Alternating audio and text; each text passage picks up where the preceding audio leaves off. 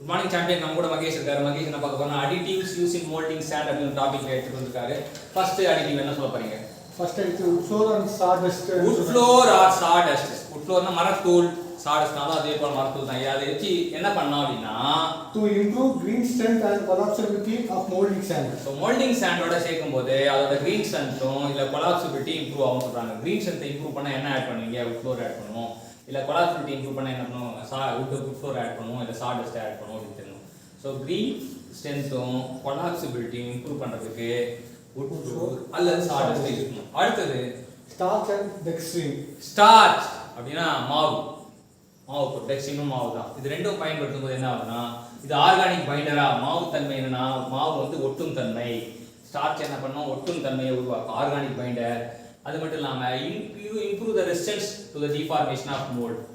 Resistance of the deformation of the mould அப்படின்னா என்னன்னா mould உடையாம பார்த்துக்கும், மோல்டை கெட்டியா வச்சுக்கும், அது மோல்டு ஷேப் மாறாம பார்த்துக்கும், டிஃபார்ம் ஆகாம பார்த்துக்கும். அது மட்டும் இல்லாம இம்ப்ரூவ் த ஸ்கின் ஹார்ட்னஸ், அதோட ஸ்கின் ஹார்ட்னஸை அதிகப்படுத்தும் அப்படின்னு தெரிஞ்சுக்கலாம். இதுதான் ஸ்டார்ச் அண்ட் டெக்ஸ்டினோட இது. அயன் ஆக்சைடு, அலுமினியம் ஆக்சைடு என்ன சொல்றாங்கன்னா use to improve hard strength of green sand. ஒரு கிரீன் சாண்டோட ஹார்ட் ஸ்ட்ரென்த்தை அதிகப்படுத்துறது தான் இந்த அயன் ஆக்சைடு, இந்த அலுமினியம் ஆக்சைடு. இது வந்து திரும்ப யோசிச்சு பார்க்கணும், நினைச்சு பார்க்கணும் தான் வரும். அடுத்து coal dust, see coal or silica flour. These are carbonized material which are used in the molding sand to improve surface finish and resistant to metal penetration. So resistant to metal penetration go surface finish को எதை use பண்றாங்க அப்படினா coal dust and sea coal and silica floor.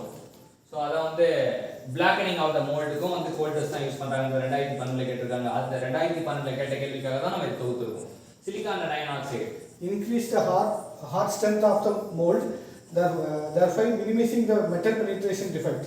So metal penetration defect வராம பாத்துக்குது. அது நாம hard strength சொல்லலாம். So இது வந்து கேள்விகளா பார்க்கும்போது நமக்கு இன்னும் கொஞ்சம் ஞானம் வரும். எப்பவுமே வந்து பார்க்குற விஷயம் வந்து 3 விதமா பார்க்கணும். ஒன்று வந்து நோட்ஸா பார்க்கணும், ரெண்டாவது கேள்வியா பார்க்கணும், மூணாவது வந்து தேர்வா பார்க்கணும்.